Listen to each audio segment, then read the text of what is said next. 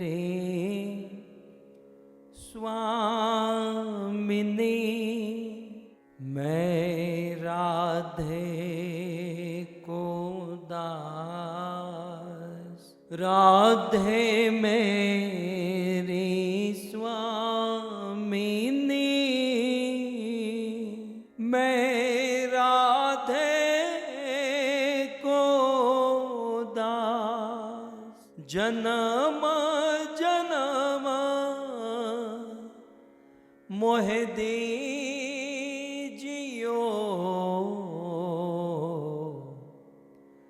श्री वृंदावन वास, श्री वृंदावन वास। राधा तू बड़ भागिनी, कौन तपस्या कीन, तीनों लोक के नाथ है, सो तेरो अधीन, सो तेरो अधीन। जय राधा माधव कुंज बिहारी, जय राधा माधव कुंज बिहारी, जय राधा माधव कुंज बिहारी,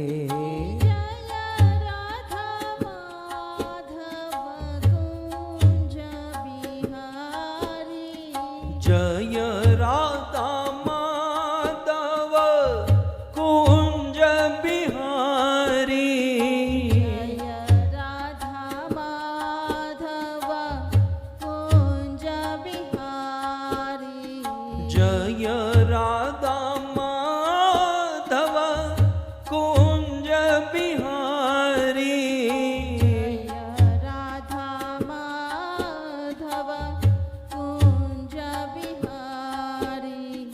गोपी जन वल्लभ गिरिवर धारे, गोपी जन वल्लभ गिरिवर धारे, यशोदानंदन ब्रज जन रंजन, यशोदानंदन ब्रज जन रंजन, यशोदानंदन ब्रज जन रंजन, यशोदानंदन ब्रज जन रंजन, यशोदानंदन ब्रज जन रंजन, यशोदानंदन ब्रज जन रंजन। यमुना तीर वनचारी, यमुना तीर वनचारी, जय राधा माधव कुंज बिहारी, जय राधा माधव कुंज बिहारी। हाँ, राधा माधव राधा माधव राधा माधव राधे, राधा माधव राधा माधव, जय श्री श्री राधा माधव जगन्नाथ जगन्नाथ बलदेव जय सुभद्रा, जगन्नाथ जगन्नाथ बलदेव जय सुभद्रा, गौर जय गौरनिताय, गौरनिताय जय गौरनिताय, गौरनिताय जय गौरनिताय, जय श्री श्री गौरनिताय, गौरनिताय जय गौरनिताय। प्रभुपाद प्रभुपाद प्रभुपाद श्रील प्रभुपाद, प्रभुपद प्रभुपद प्रभुपद श्रील प्रभुपद। जय प्रभुपाद प्रभुपाद प्रभुपाद प्रभुपाद, जय जय प्रभुपाद प्रभुपाद प्रभुपाद। निताय गौर हरि बोल हरि बोल हरि बोल हरि बोल, निताय गौर हरि बोल हरि बोल हरि बोल हरि बोल। युग धर्म हरि नाम संकीर्तन की, श्री कृष्णचंद्र भगवान की, जगत गुरु श्रील प्रभुपाद की, निताय गौर प्रेमानंदे, जय जय श्री राधे, जय जय श्री राधे, जय जय श्री राधे।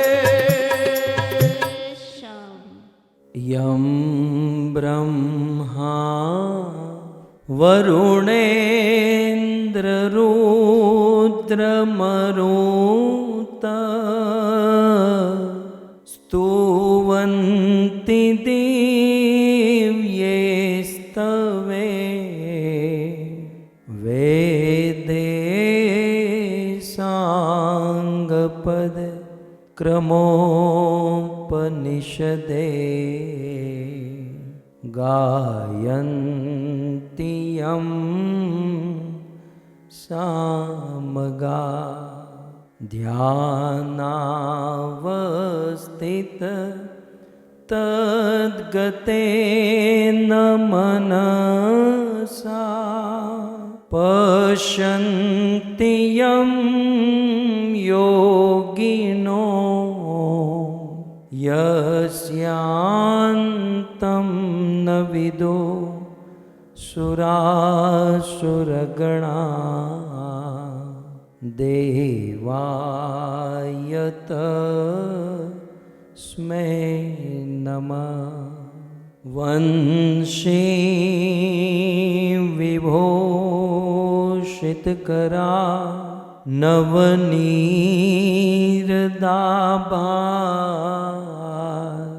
पीताम्बर दरुणबिम्बफल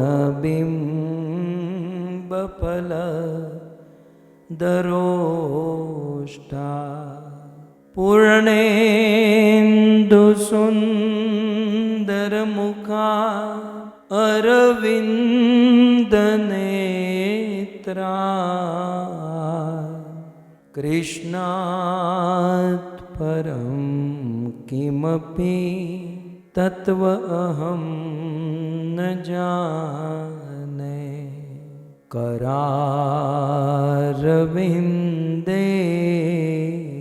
न पदारविन्दं, मुखारविन्दे विनिवेशयन्तं,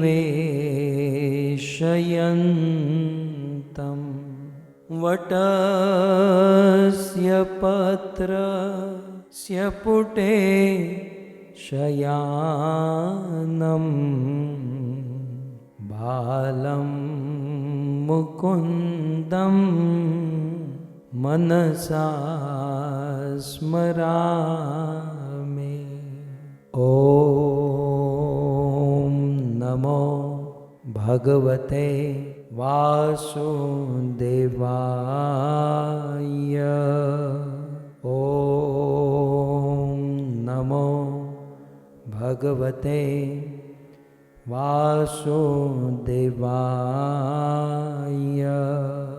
ॐ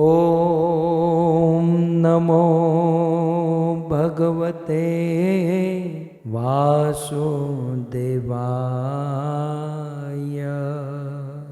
जय जय श्री राधा रमण, जय जय नवल किशोर, जय गोपी चित चोर प्रभो, जय जय माखन चोर, जय जय माखन चोर।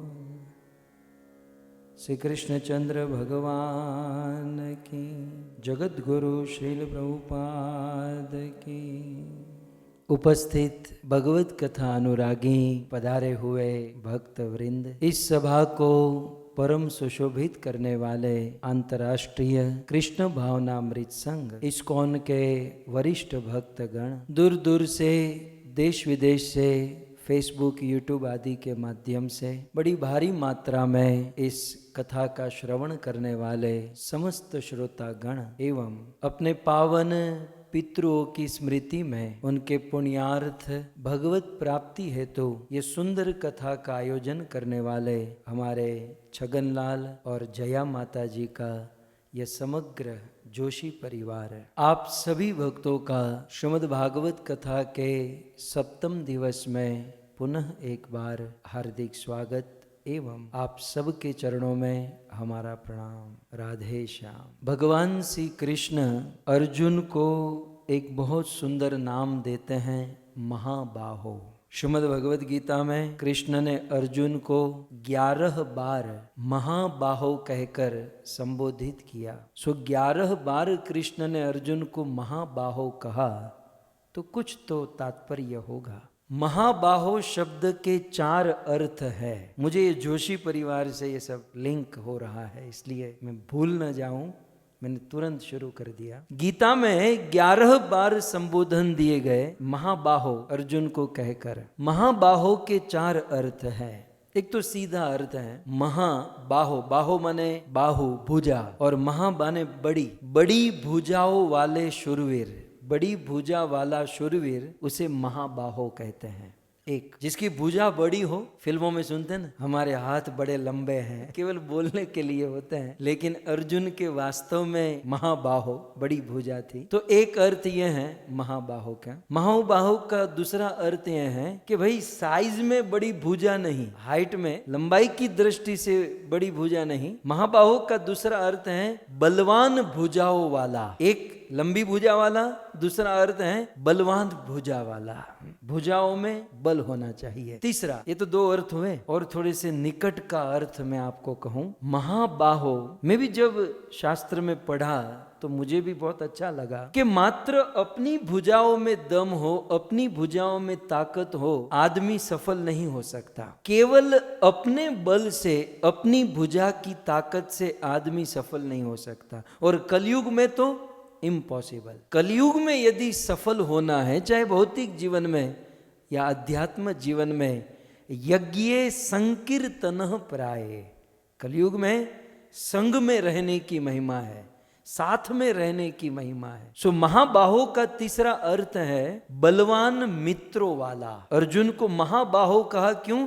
क्योंकि अर्जुन के मित्र बलवान थे। इसका अर्थ यह है कि हमारे मित्र हमारी भुजा है। हमारी भुजा कहां तक पहुंचेगी, लेकिन यदि हमारे मित्र होंगे। अब मेरी लाल गोविंद दास की भुजा के बारे में पूछिए। मेरी एक भुजा वॉशिंगटन डीसी में पहुंचती है, दूसरी भुजा कैलिफोर्निया में पहुंचती है, और एक भुजा टेक्सास में पहुंचती है, तो एक भारत में पहुंचती है, एक राधा गोविंद गौशाला में पहुंचती है। कुछ हद तक इतने अर्जुन जैसे तो महाबाहो नहीं, लेकिन हम महाबाहो तो है। खैर, कहने का अर्थ यह है कि इस कलयुग में हमारी ताकत, हमारी शक्ति, सबसे पहले हम अकेले सफल हो ही नहीं सकते। सफल होने के लिए भुजा चाहिए, और महाबाहो माने बलवान मित्रों वाला। मित्र को भुजा कही गई है। सो ये 3 हुआ। अब मैं आ रहा हूं जोशी परिवार के पास। चौथा अर्थ, ये मैं बिल्कुल शास्त्र के अनुसार कह रहा हूं। हमारे वेदों में महाबाहो का चौथा अर्थ, मुझे नहीं लगता है कि ये आपको कहीं से प्राप्त होगा। ये एक नई चेतना है, एक सुंदर विचार। महाबाहो का चौथा अर्थ है बलवान भाइयों वाला। कृष्ण ने अर्जुन को महाबाहो कहा। महाबाहो माने बलवान भाइयों वाला। अर्जुन के भाई जो थे वे बलवान थे, एक और युधिष्ठिर, भीम, नकुल, सहदेव। सो कृष्ण ने अर्जुन को महाबाहो कहा, बलवान भाइयों। हमारे भाई, हमारी पति पत्नी बच्चे या हमारे भाई जो हैं, ये हमारी भुजा है। ये आदमी की बहुत बड़ी ताकत मानी गई है। और मैं तो अक्सर कहता हूं कि श्रीमद् भागवत कथा जैसे ये भागवत एक यज्ञ है, ये बहुत बड़ा कार्य है। ऐसे भगीरथ कार्य जब तक समाज में या हमारे फैमिली में, परिवार में एकता न हो, तब तक ऐसे कार्य पॉसिबल नहीं है। कल हमने देखा ना कि हमारे जोशी परिवार से हमारे प्रमुख सदस्य का जन्मदिन और कि पूरा परिवार एक साथ मिलकर एक प्लेटफॉर्म पर, लेकिन सबके मन मिले हुए हैं, एक दूसरे को सपोर्ट और एक दूसरे के साथ रहते हैं। इसे कहते हैं महाबाहो, महाभुजा वाला, महाताकत वाला। संसार में, समाज में जहां पर इस प्रकार की एकता होगी, वहीं पर ऐसे बड़े बड़े भगीरथ कार्य होंगे। नहीं तो क्या होता है, एक भाई कहता है कथा सुनना चाहते हैं, दूसरा कहता है हवे कथा तो सांभळवाती हशे, कथा तो करवाती हशे, होटल में जाकर खाते पीते मौज मारते, तो तीसरा तो कहीं और ही जाकर बैठा होता है। लेकिन जिस परिवार में संप होता है, एकता होती है, उसे महाबाहो कहते हैं। भक्तों, जब परिवार में रहना होता है ना, तो सैक्रिफाइस करना होता है, सहन करना होता है। कभी कभी मतभेद, मनभेद होते हैं, लेकिन फिर भी लेट गो करते हुए जो संप में रहता है, उसे महाबाहो कहते हैं। ये दोनों जगह पर लागू पड़ता है, समाज और संस्था दोनों में। हम हरिभक्तों के लिए वैष्णवों के साथ रहना, भक्तों के साथ रहना, ये बहुत बड़ी ताकत है। इसलिए हमारे वेदों में, शास्त्रों में कहा गया कि किसी व्यक्ति के लिए सबसे बड़ा सुख क्या है और सबसे बड़ा दुख क्या है। तो हमारे शास्त्रों में लिखा गया, किसी वैष्णव से मिलना ये सबसे बड़ा सुख है, और भक्तों से बिछड़ना ये सबसे बड़ा दुख है। हमसे कोई भक्त बिछड़ा तो समझो हमारी ताकत कम हो गई, हमारी शक्ति कम हो गई। और खास करके कलयुग में शक्ति, ताकत वहीं पर है जहाँ पर संग है, जहाँ पर एकता है। सो बहुत सुंदर, कृष्ण ने अर्जुन को 11 बार महाबाहो महाबाहो, ये हैमरिंग कर रहे हैं कृष्ण हम लोगों के लिए कि भाई सब लोग साथ में रहिएगा, चाहे संस्था हो चाहे समाज हो, क्योंकि संग में बड़ी ताकत होती है। सो महाबाहो। और फिर कृष्ण ने अर्जुन को 22वां संबोधन दिया, देह भृताम वरह। 8वें अध्याय के 4थे श्लोक में, पूरी भगवत गीता में एक बार कृष्ण ने अर्जुन को ये संबोधन दिया, देह भृताम वरह। देह भृताम वरह 3 शब्द है। देह माने ये शरीर, और भृताम माने प्राप्त करने वाला। सो मनुष्य शरीर प्राप्त करने वालों में वरह, वर्णीय माने उत्तम, माने श्रेष्ठ। तो कृष्ण अर्जुन से कहते हैं कि अर्जुन, आप मनुष्य देह धारण करने वालों में उत्तम हो, श्रेष्ठ हो। यदि हम हमारे जीवन में थोड़ा सा झांक कर देखें, हमें भी मनुष्य जीवन मिला है, और यदि हमें हमारे मनुष्य जीवन को उत्तम बनाना है तो हमें क्या करना चाहिए। अर्जुन को तो कृष्ण ने सर्टिफिकेट दे दिया कि भाई देहधारी में, मनुष्य जीवन प्राप्त करने वालों में अर्जुन तुम उत्तम हो, तुम श्रेष्ठ हो, तुम महान हो। लेकिन हमें यदि महान बनना है तो क्या करें। कुछ लोग कहते हैं अच्छा अच्छा भोजन करें हम महान हो जाएंगे, अच्छे अच्छे कपड़े पहनेंगे हम महान हो जाएंगे, अच्छी गाड़ियों में घूमेंगे, अच्छे बड़े घरों में रहेंगे हम महान हो जाएंगे। नहीं, जो व्यक्ति अपने लिए जीता है, जो व्यक्ति अपनी सुख सुविधा के लिए कितनी भी मेहनत करे, वो महान नहीं माना जाएगा। जो व्यक्ति परोपकार करता है, जो दूसरों के लिए जीता है, पहले अपना उद्धार करें और फिर दूसरों का उद्धार करता है, उसे महान माना गया है। श्रीमद् भागवत प्रसंग हम सब श्रवण कर रहे हैं। गत सत्र में कृष्ण के जन्म की कथा हम सब ने सुनी, और गोकुल में नंद उत्सव हमने सुना। महाराज परीक्षित ने कहा कि कृष्ण की बाल लीला सुनाई है, प्रभु कृष्ण की कथा सुनाई है। तब सुखदेव गोस्वामी ने परीक्षित को यही कहा कि तव राजर्षि सत्तम एवं व्यवस्थिता बुद्धि तव राजर्षि सत्तम। हे राजर्षि, हे परीक्षित, एवं व्यवस्थिता बुद्धि, मैं तुम्हें सर्टिफिकेट देता हूं, मैं डंके की चोट पर कहता हूं कि तुम्हारी बुद्धि जहां लगनी चाहिए वहां पर लग रही है। इस दुनिया में हमारी बुद्धि कितनी जगहों पर लगती है। हमारे भारत में शेर बाजार नु करी लो, फलाना नु करी लो, आ भी करी लो, ये भी बुद्धि विभस्त होती है। इन विदेशों में तो फिर भी ठीक है कि लगे हुए हैं, लेकिन कुछ लोगों की बुद्धि बड़ी विभस्त है।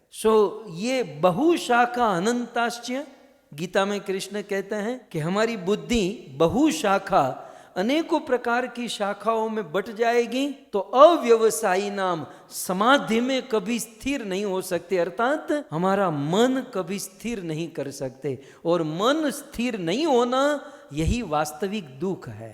मन का अस्थिर रहना यही तो दुख है। और मन अस्थिर क्यों? क्योंकि बुद्धि अनेकों जगहों पर विभस्त है, अनेकों जगह पर लगी हुई है। लेकिन यह बुद्धि यदि भगवान में लग जाए, सुखदेव गोस्वामी कहते हैं कि परीक्षित, आज तुमने अपनी बुद्धि में कृष्ण कथा सुनने का निर्णय किया है तो एवं व्यवस्थिता बुद्धि, तुम्हारी बुद्धि व्यवस्थित है। तो समाज में, संसार में बुद्धिमान किसे माना जाए? किसकी बुद्धि व्यवस्थित मानी जाए? जिसकी बुद्धि में कृष्ण कथा सुनने का निर्णय आए, वही बुद्धि बुद्धिमान है, व्यवस्थित है। और कहा तव राजर्षि सत्तम, आप राजाओं में उत्तम हो। इस संसार में वही लीडर उत्तम है। ये देह भृताम वर के ऊपर कह रहा हूं। वर माने उत्तम, शरीरधारियों में उत्तम। इस दुनिया में वही राजा उत्तम है, वही नेता उत्तम है, वही लीडर उत्तम है, वही समाज और संस्था का नेता जो वरिष्ठ होता है वो उत्तम है, जो कृष्ण कथा सुनने की सुविधा करता है। इस दुनिया में चाहे राम राज्य, परीक्षित राज्य, जितने भी अच्छे अच्छे राज्य हुए, चाहे भरत महाराज का राज्य, इनके राज्यों में सुख शांति क्यों थी? क्योंकि राजाओं के द्वारा ये व्यवस्था होती थी प्रतिदिन भगवत कथा सुने। क्योंकि जब तक कथा और कीर्तन होगा किसी भी प्रकार की बाधा नहीं होगी। बाधा तो ये सब खत्म होता है तब शुरू होती है। सो राजा महाराजा बड़े बुद्धिमान थे। सो वह व्यक्ति बुद्धि वाला है जो कृष्ण कथा सुनने का निर्णय करता है। क्योंकि परीक्षित, कृष्ण कथा सुनने से 4 प्रकार के लोग पवित्र हो जाते हैं। ये कृष्ण कथा जो है 4 प्रकार के लोगों को पवित्र करती है। एक तो कथा का आयोजन करने वाला। परीक्षित, आपने कथा को ऑर्गेनाइज किया, आयोजन किया। दूसरा, कथा को सुनने वाला। तीसरा, कथा की जिज्ञासा करने वाला, कथा बोलने वाला। और चौथा, कथा का अनुमोदन करने वाला। मानो कथा का आयोजन न कर सके, कथा सुन न सके, कथा बोल न सके, कोई बात नहीं, लेकिन जहाँ है वहाँ बैठे बैठे ये तो कह सकते हैं कि ये जूम प्लेटफॉर्म पर ये बहुत अच्छा कार्य हो रहा है। लेकिन कुछ लोग नहीं तो नहीं। रामायण में भी लिखा, भागवत में भी लिखा, गीता में भी कहा कि भाई भजन नहीं कर सकते हो कोई बात नहीं, भाई आप बिजी हो काम धंधा अपनी लाइफ में, लेकिन जो भजन करते हैं उनका अनुमोदन भी कर दो कि भाई हम नहीं कर पाते, लेकिन ये जो कर रहे हैं ना ये बहुत अच्छा कर रहे हैं। भजन करने वाले का अनुमोदन करने से भी वो जो भक्ति कर रहा है वही फल हमें प्राप्त होगा। लेकिन हाय रे कलयुग का दुर्भाग्य, कुछ लोग न तो कथा आयोजन कर सकते हैं, न कथा बोल सकते हैं, न कथा सुन सकते हैं, और घर बैठे बैठे निंदा करते हैं कि ये लोगों ने जूम पर शुरू किया है, ये लोगों ने बस हाथ धो के, પણ એમાં તારું શું જાય છે? तेरा वाईफाई नहीं बिगड़ रहा, तेरा डेटा नहीं। लेकिन कुछ लोगों के मन में बस इतना क्या कह दे, वो अनुमोदन नहीं कर सकते, मतलब नहीं कर सकते। इस दुनिया में जब भी कहीं गुण देखो, कहीं सत्कर्म देखो तो अनुमोदन करना चाहिए। बहुत अच्छा है, खूब आगे बढ़े। ये अनुमोदन करने से जो कार्य करे ना उसका फल हमें प्राप्त होता है। और भागवत कथा दुनिया का सबसे उत्तम कार्य है। ये तो जो बोलता है, कहता है, आयोजन करता है, इवन अनुमोदन करता है, वो भी भगवान को पा जाता है।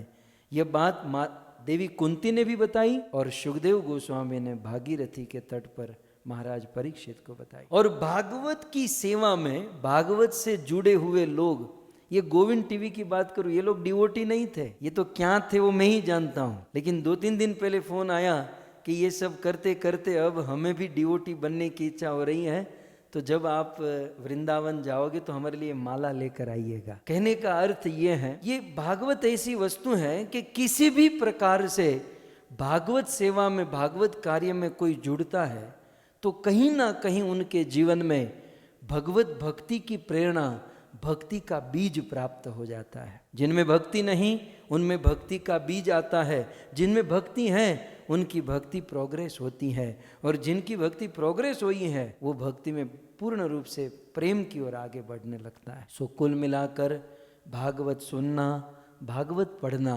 ये मनुष्य जीवन का सबसे उत्तम कार्य है। और ऐसे भक्तों के लिए भगवान ने गीता में अंतिम संबोधन, ये अंतिम है, बस ये पूर्णाहुति की ओर, ये 22वां संबोधन अंतिम संबोधन है। अर्जुन को देह भृताम वर कह दिया कि अर्जुन, जो व्यक्ति भजन करेगा, भक्ति करेगा, वो सबसे उत्तम माना जाएगा।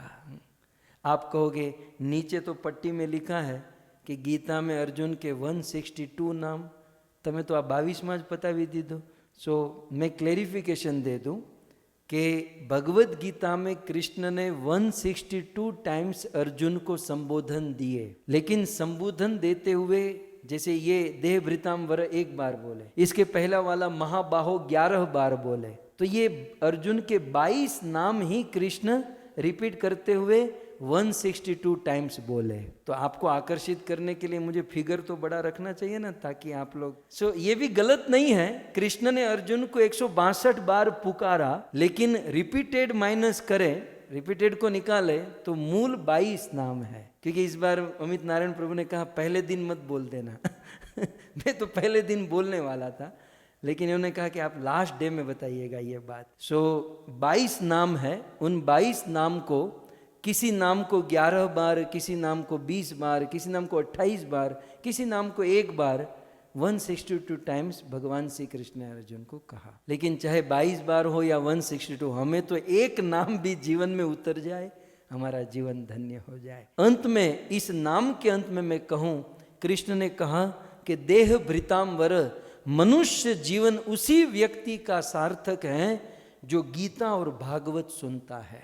भगवत गीता में कृष्ण ने कहा कि हे अर्जुन, मत प्रसादात तरिष्यति।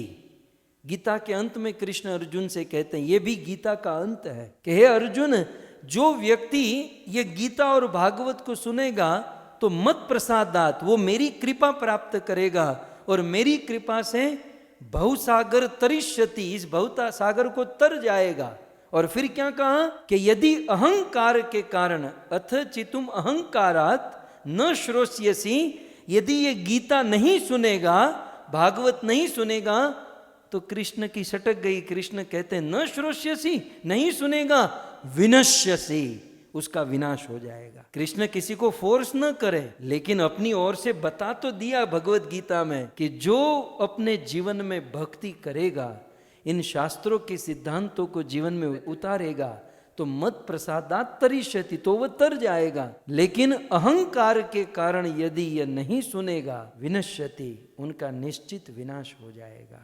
सो हमारा परम सौभाग्य है, जोशी परिवार के सहयोग से हमें ये अर्जुन के इन गुणों के बारे में 7 दिन तक, मैं भी इतना अर्जुन के बारे में कभी नहीं बोला, लेकिन अर्जुन के बारे में स्मरण करने का अवसर मिला। गीता जयंती के महीने में आप विचार कर सकते हैं गीता ग्रंथ कितना महान है। हम केवल कृष्ण और अर्जुन के नाम का वर्णन किए हैं। अब तो गीता में प्रवेश करें, फिर उनके अध्यायों में, श्लोकों में, सिद्धांतों में बहुत सारी बातें हैं। जीवन में यदि ऐसा संजोग रहा तो इन सारी बातों को हम धीरे धीरे समझने का प्रयास करेंगे। मारे भगवान ने परणावाना છે અને મારો કૃષ્ણ હજી काले जन्म थयो છે। तो देखो, हम वक्ताओं के हाथ में भगवान ने एक बहुत सुंदर दिया है कि कभी भी जन्म कराओ, कभी भी शादी कराओ। तो अभी आज हमारी यात्रा है कृष्ण के बालपन से लेकर उनकी शादी तक। कुछ लोग कहते हैं शादी नहीं कराएंगे चलेगा, तमे बधा करीने बैठा छो, भगवान ने शादी न कराए,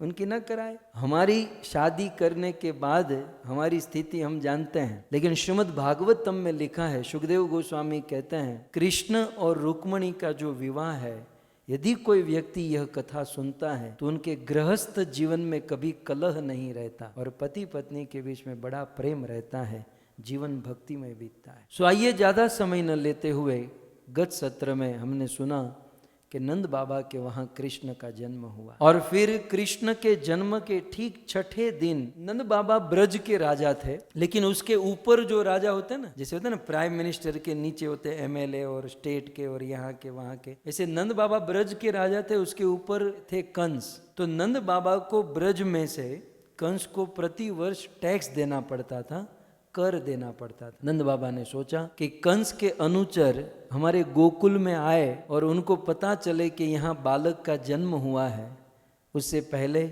हम लोग ही कंस को टैक्स देकर आते हैं। सो नंद बाबा ब्रज के गोप आदि को लेकर अपनी बैलगाड़ी में बहुत सारा माल सामान भरकर मथुरा में कंस को वार्षिक कर देने के लिए पहुंचे और कंस को कर देकर सोचा कि अब मथुरा में आ ही गया हूं तो वसुदेव जी से मिल कर जाऊं। वसुदेव जी ने सोचा नंद बाबा आए हैं, मुझे मिलेंगे, वो मुझे मिलने आए, उसके पहले मैं उनको मिल लूं, क्योंकि कंस के अनुचर जो है वो बिल्कुल मेरे फोकस रख कर बैठे हैं कि कौन इसको मिलने आता है, जो इनको मिलेगा इनका लड़का उन्हीं के पास होगा। सो वेश बदल कर छिपे वेश में वसुदेव जी नंद बाबा को मिलने के लिए आए। भागवत में लिखा वसुदेव जी इवन अपनी पत्नी को भी साथ में नहीं लाए। क्यों? वसुदेव जी ने सोचा कि अब नंद बाबा को मिलेंगे और ये मेरी पत्नी एक तो स्त्री स्वभाव, यदि इसके पेट में बात नहीं रही और कह दिया कि आपके घर पर जो लड़का है ना वो आपका नहीं, वो हमारा है, और फिर कंस के किसी आदमी ने सुन लिया, तब तो अनर्थ हो जाएगा। तो यह सोचकर कि स्त्रियां भोली होती हैं, वे कहती तो हैं कि सखी एक बात कहूँ, किसी को कहना मत, तनिक बात कहूँ, कोई कहती नहीं, किसी को कहना मत कह के वो हजारों को बता देती है। और वास्तव में देखा जाए तो इसके पीछे धर्मराज युधिष्ठिर का श्राप है या वरदान, श्राप समझिए, वरदान समझिए। जिस समय महाभारत युद्ध के बाद जब पिंड दान और तर्पण अर्धांजलि दी जा रही थी, तब कुंती ने युधिष्ठिर महाराज से कहा कि बेटा कर्ण के लिए भी जल प्रदान कर दो। युधिष्ठिर महाराज ने कहा कि माँ कर्ण के लिए मैं जल क्यों दूं, वो तो सूत पुत्र है, उनका जल मैं क्यों दूं। उस दिन देवी कुंती ने अपनी रहस्य की बात अपने बेटे युधिष्ठिर के सामने खोली। कहा बेटा युधिष्ठिर, ये कर्ण किसी और का बेटा नहीं, ये राधे ही नहीं, कर्ण मेरा बेटा है और तुम्हारा बड़ा भाई है। युधिष्ठिर महाराज फूट फूट कर रोने लगे, माँ तूने ये बात मुझे पहले क्यों नहीं बताई? यदि तूने मुझे पहले कहा होता तो मैं ये युद्ध कभी न करता। इस युद्ध में मैंने मेरे सगे भाई को मार दिया, और माँ इतनी बड़ी बात तेरे पेट में आज तक दब कर रही, मुझे तो ये आश्चर्य लग रहा है, इतनी बड़ी बात माँ तूने छिपा कर रखी। उस समय रोते हुए धर्मराज ने कहा कि माँ तू ही नहीं, संसार में जितनी भी स्त्रियां हैं आज के बाद उनका ये कंठ नहीं होगा। एक गले में होते हैं ना पुरुषों को, ये स्त्रियों को, मतलब वो ढक्कन नहीं होगा, मतलब पुरुषों स्त्रियां इतनी भोली होगी कि वो बात जो है ना दूसरे को बता देगी, धर्मराज ने कहा। और उस दिन से समाज में, संसार में हम देखते हैं वसुदेव जी अकेले गए हैं नंद बाबा के पास, दोनों भाई का मिलना हुआ। वसुदेव जी अब सीधे तो नहीं कह पा रहे कि भाई मेरा लाला आपके पास है, लेकिन घुमा फिरा कर पूछते हैं कि नंद बाबा आपके वहां गैया तो सब ठीक है ना, गाय के लिए घास तो मिल रहा है ना, गाय दूध तो दे रही है ना, क्योंकि इनडायरेक्टली ये पता चल जाए कि यदि गैया ठीक है, दूध दे रही है, तो मेरे बेटे लाला को, कृष्ण को कोई प्रॉब्लम नहीं होती होगी। और बात ही बात में कह दिया नंद बाबा ने कि आज की रात यहीं पर रुकने की इच्छा है। तब वसुदेव जी ने कहा कि महाराज आप यहाँ मत रुकिए, मेरे हृदय में धक धकी हो रही है, न जाने मेरे मन में ऐसी आशंका हो रही है कि गोकुल में कुछ उत्पात हो रहे हैं। बाबा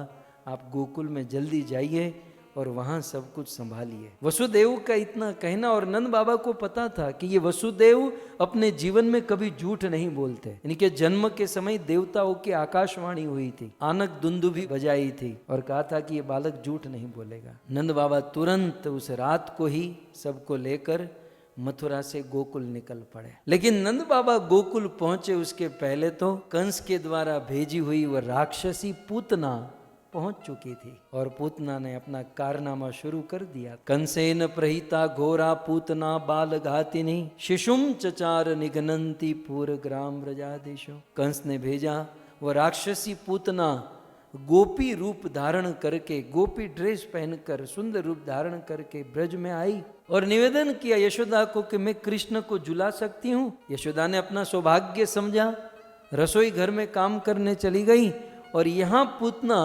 अपने स्तन पर कालकुट नाम का विष लगा कर आई कि मैं कृष्ण को दूध पिलाने के बहाने जान से मार दूंगी। धीरे धीरे धीरे धीरे पूतना कृष्ण के पास जा रही है। कृष्ण दूर से देख रहे हैं, लो माता जी। सुखदेव जी कहते हैं दूर से ही कृष्ण ने देखकर अपनी आंखें बंद कर दी, यह सोचकर कि ये पूतना वापस चली जाए। लेकिन ये वापस जाने के लिए कहाँ आई? कृष्ण ने सोचा कि ये वापस जाए। पूतना बिल्कुल कृष्ण के निकट पहुंची और पूतना ने देखा कि ये तो छोटा सा बालक है, लेकिन राख से ढके हुए अंगारे को जैसे आदमी समझ नहीं पाता है और हाथ में लेता है तो हाथ जल जाता है, वैसे बाल्य स्वरूप धारण किए हुए भगवान को पूतना समझ नहीं पाई। पूतना को लगा कि ये छोटा सा बालक है, लेकिन ये तो पूतना के काल का भी काल है, ये तो पूतना के लिए विकराल है। और पूतना ने कृष्ण को जब अपने हाथों में उठाया और अपना दूध पिलाने के लिए कृष्ण को जब निवेदन किया, तो हमारे भगवान तो इतने रसिक हैं, इसको कुछ भी दे दो भगवान ग्रहण कर लेते हैं। भगवान श्री कृष्ण पूतना का दूध पीने लगे और पीते पीते पीते दूध पी गए। अब कृष्णा इसके पहले बहुत सारे बालकों के प्राण पी चुकी थी, तो कृष्ण पूतना का दूध पीने के बाद पूतना के प्राण पीने लगे। वल्लभाचार्य सुबोधिनी में लिखते हैं कि पूतना ने पूर्व में जितने भी प्राण पिए थे, कृष्ण दूध पीने के बाद पूतना के जब प्राण पीने लगे तो पूतना के अंदर जितने भी बालकों के प्राण थे कृष्ण ने अपने अंदर ले लिए और उन सारे बालकों को सायुज्य मुक्ति प्रदान कर दी, उन बालकों का उद्धार कर दिया जिन बालकों को पूतना ने पूर्व में मारा था। और अब भगवान कृष्ण पूतना के प्राणों को छटपटाने लगे, पूतना कांपने लगी।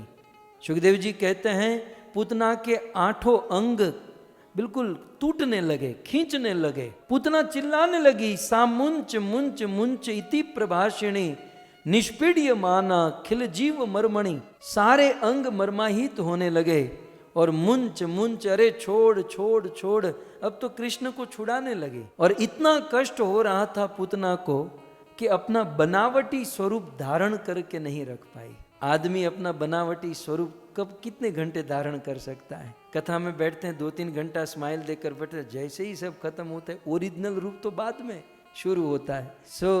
तो पूतना का कुछ ऐसा था कि वो गोपी रूप लेकर आई, कृष्ण ने मर्माहित किया और वो राक्षसी का स्वरूप प्रकट होने लगा। पूतना घर से निकली, घर के बाहर दौड़ने लगी, स्वरूप बड़ा हुआ।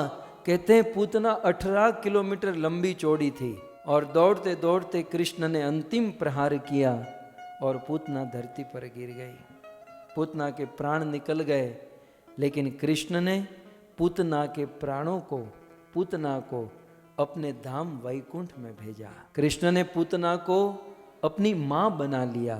जो भी है पूतना आई है मेरे पास, जो भी है चाहे किसी भी भाव से पूतना ने पिलाया है मुझे दूध। सुखदेव जी कहते हैं जब राक्षसी कृष्ण को दूध पिलाए और कृष्ण पी जाते हैं, तो हम और आप कृष्ण को दूध माखन खिलाए, वो क्यों नहीं खाएंगे, क्यों नहीं पिएंगे? जहर वाला दूध पिलाया गया फिर भी कृष्ण पी गए। हम और आप केसर और फिर आप सब तो बड़े बड़े लोग काजू बादाम डालकर दूध पिलाओगे, तो कृष्ण क्यों नहीं पिएंगे? और ऐसा जहर वाला दूध पिलाकर एक राक्षसी का उद्धार, कृष्ण ने एक राक्षसी को अपनी माँ बना लिया, तो हम राक्षस तो नहीं है। આમ થોડુંક રાક્ષસનું છટકું થોડુંક રહી ગયું હોય અમુક લોકોને, તમને બધાને તો નથી, અમુક લોકોને આમ થોડાક होता है राक्षस जैसा, थोड़ा सा कभी कभी प्रकट होता है, लेकिन टोटल तो हम राक्षस असुर तो नहीं है, मनुष्य है। जब एक राक्षसी को अपनी माता का स्थान दे दिया, हम और आप थोड़ी सी भी भक्ति करें ना, तो कृष्ण तुरंत हमको अपना लेंगे। इस प्रसंग को याद करते हुए विदुर और उद्धव की आंखें सजल हो गई। दोनों रो रहे हैं कि अहो बकीयम स्तनकाल कूटम जिंगा सयापा यद्यपि असाधवी लेभे गतिम धात्री उचिताम ततोव्यम कम्वा दयालुम शरणम व्रजेम।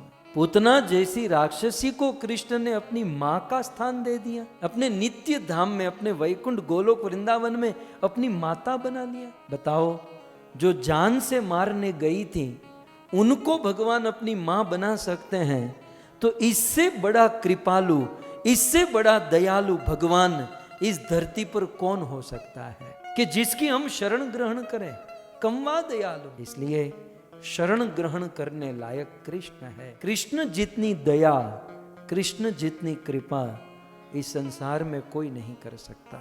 सो पूतना का उद्धार किया।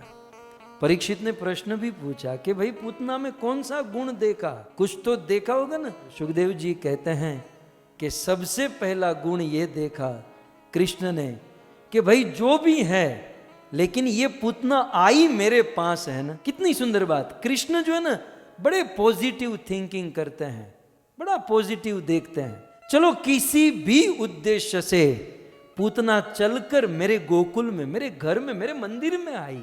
भक्तों, हम और आप यदि ईश्वर के दरबार में जाएंगे, भगवत कथा, भगवत मंदिर, भगवान के धाम में जाएंगे, भगवान निश्चित हमको अपना लेंगे कि चलो किसी भी बहाने मेरे दरबार में तो आया, मेरे मंदिर में, मेरे घर में, मेरी कथा में आया। अब आपको क्या लगता है, यहाँ पर 250-300 परिवार बैठे हैं, सबको शुद्ध भक्ति उभराई गई है?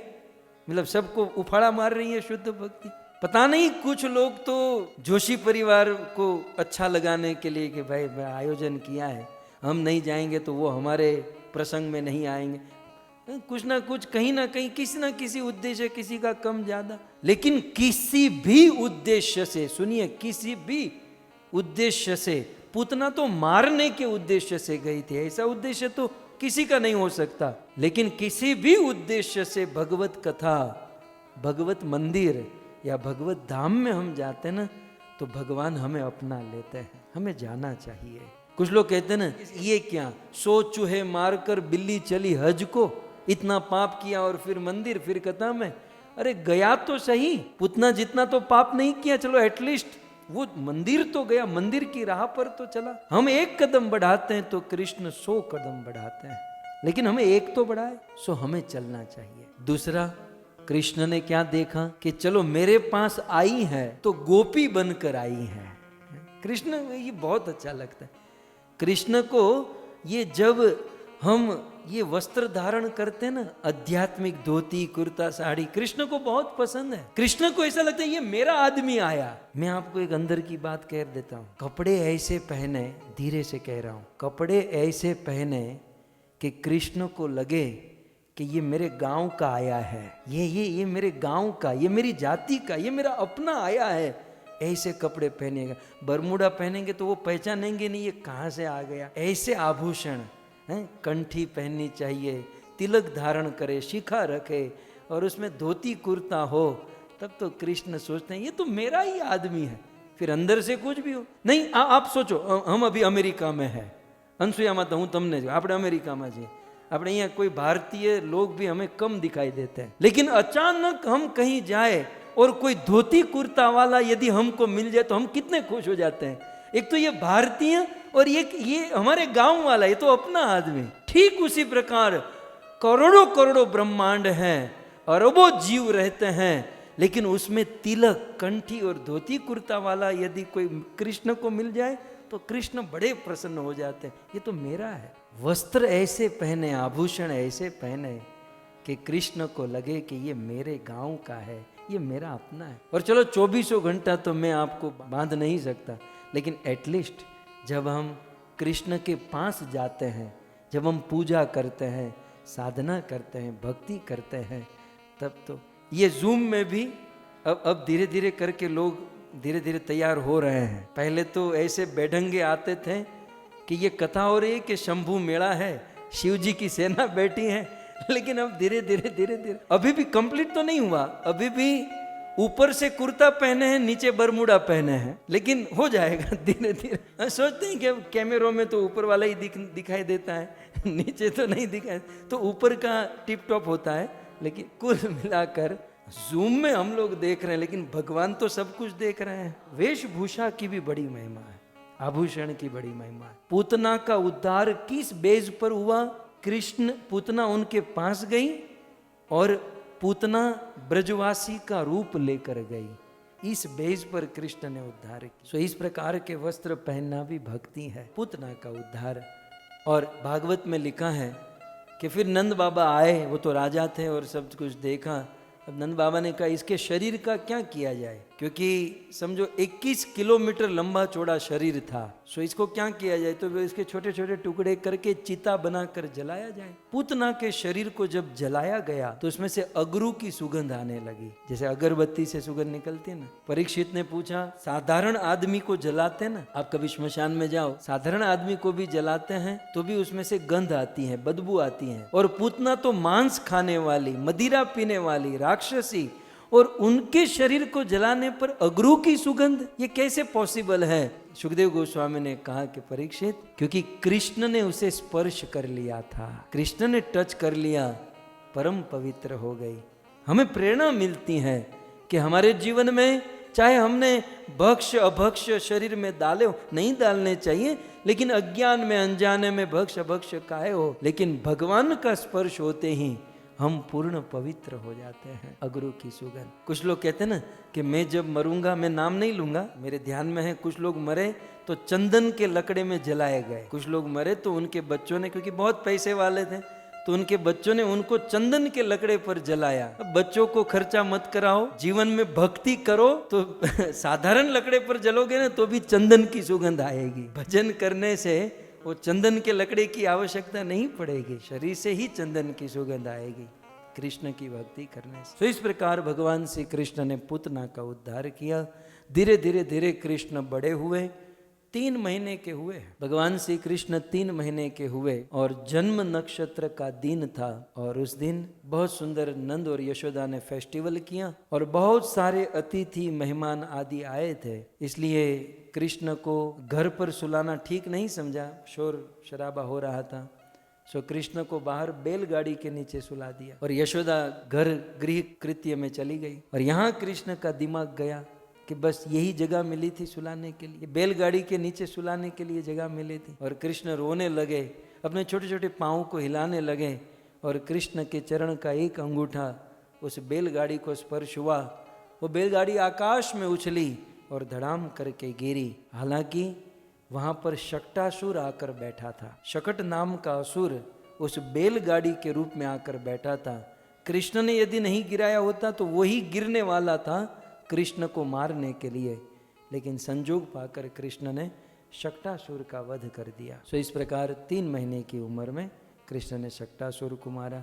कृष्ण 1 साल के हुए और तृणावर्त नाम का एक असुर कंस ने भेजा और कृष्ण को लेकर उड़ गया। पहले तो कृष्ण को आनंद आया कि बिना कोई टिकट फ्लाइट वीजा के ये उड़ा रहा है, लेकिन इतना ऊपर उड़ाया, इतना ऊपर उड़ाया, बोले अब तो नंद यशोदा बाबा ब्रज से मैं दूर हो गया। और फिर कृष्ण ने जो गला पकड़ा है, आने पकड़ता वो आवड़े, कृष्ण ये जो पकड़ते ना गला, ऐसा पकड़ते हैं कि आप कितनी भी मेहनत करोगे छुड़ा नहीं पाओगे। तृणावर्त का गला ऐसा कस के पकड़ा, तृणावर्त छोड़ा, अभी इसको मारने की तो छोड़ो, लेकिन ये मुझे छोड़ दे तब भी मेरा काम हो जाएगा। तृणावर्त कृष्ण को छुड़ाने का बड़ा प्रयास किया, कृष्ण ने गला नहीं छोड़ा, क्योंकि हमारे भगवान एक बार किसी को पकड़ लेते हैं फिर वो छोड़ते नहीं है। और तृणावर्त के प्राण निकल गए और आकाश से गिरा, एक बहुत बड़े पत्थर के ऊपर तृणावर्त गिरा, उनकी मृत्यु हो गई और भगवान श्री कृष्ण वहाँ पर खेल रहे हैं। इस प्रकार से कृष्ण ब्रज में बहुत सुंदर सुंदर लीला कर रहे हैं। कुछ दिन के बाद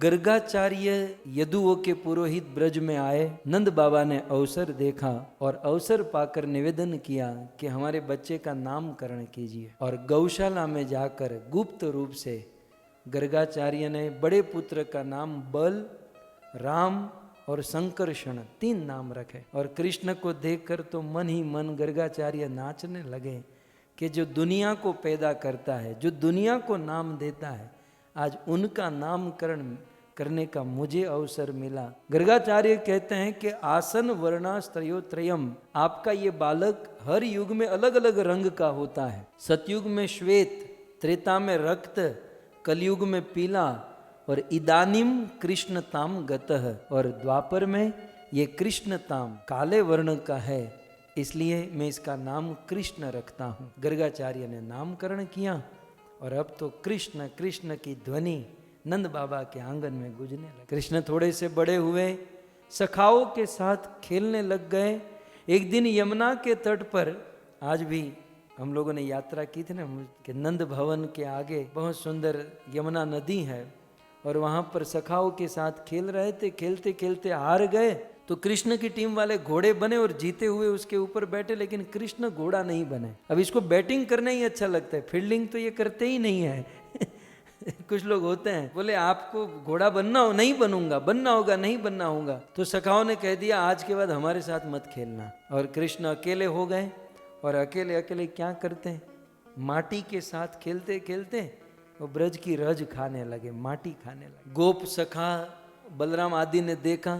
अब छोटे छोटे बच्चों को शिकायत करना बहुत अच्छा लगता है। अपने गिरेबान में झांक कर नहीं देखते, लेकिन वो दूसरे का तुरंत दौड़ कर बलराम जी और सखा आए यशोदा के पास। माँ यशोदा, कृष्ण ने माटी खाई है। यशोदा हाथ में लकड़ी लेकर, माटी कृष्ण ने खाई, मैं आज उसे बता दूंगी। दूर से यशोदा को देखकर कृष्ण जल्दी जल्दी माटी को निगल रहे हैं, लेकिन छोटे से बालक कैसे खाए। जब तक पहुंची यशोदा ने तुरंत पूछा, बता तूने माटी खाई? बोले मैंने माटी नहीं खाई। तो क्या तेरे सखा झूठ बोल रहे हैं? बोले सारे सर्वे मिथ्या। बोले तेरा बड़ा भाई तो झूठ नहीं बोल सकता।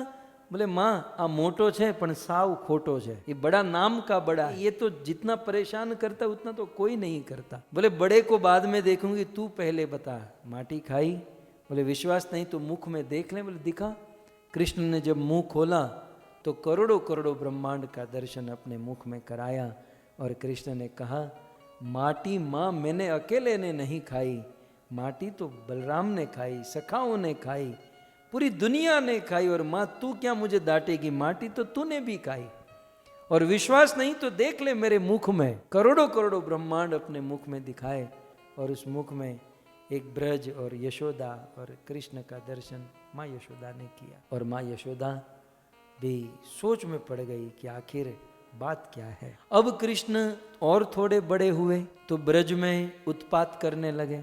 बड़े चंचल हैं हमारे भगवान। गोपियों के घर जा जाकर माखन की चोरी कर रहे हैं। गोपियां कहती हैं कि तू चोरी करने आया? बोले मैं चोरी करने नहीं आया, ये बिल्ली तेरे माखन को खाने जा रही थी तो मैं बिल्ली को पकड़ने गया। तो बिल्ली को पकड़ने गया तो तेरे हाथ माखन वाले क्यों बिगड़े हैं? बोले बिल्ली को पकड़ने गया तो बिल्ली तो दूर हट गई, लेकिन हाथ अंदर चला गया। बोले चलो हाथ बिगड़ा, ये मुंह क्यों बिगड़ा? बोले हाथ बिगड़ा हुआ था, फिर मैंने मुंह पसीना निकला बिल्ली को पकड़ने में, ऐसे किया।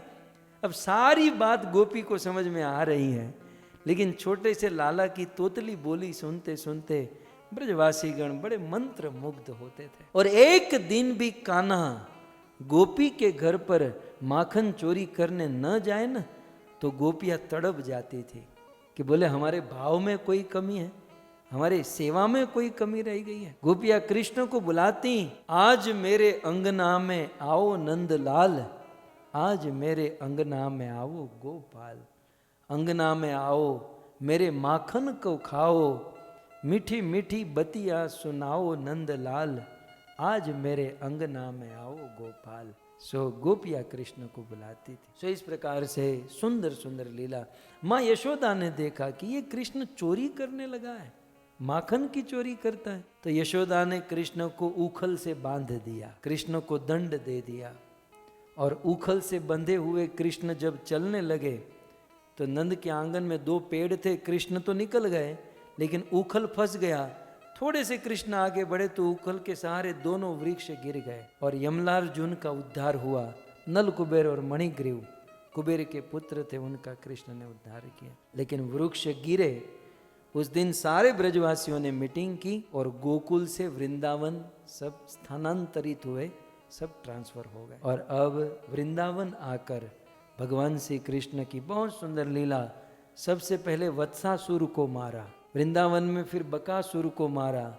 एक बहुत बड़ा अजगर पुतना का भाई था अघासुर। सो अजगर आया, कृष्ण ने उस अघासुर का वध किया। ब्रह्मा परीक्षा लेने के लिए आए, ब्रह्मा को मोह हुआ, ब्रह्मा ने स्तुति की, कृष्ण ने धेनुकासुर का वध किया, फिर यमुना को दूषित करने वाले कालिय नाग का वध किया।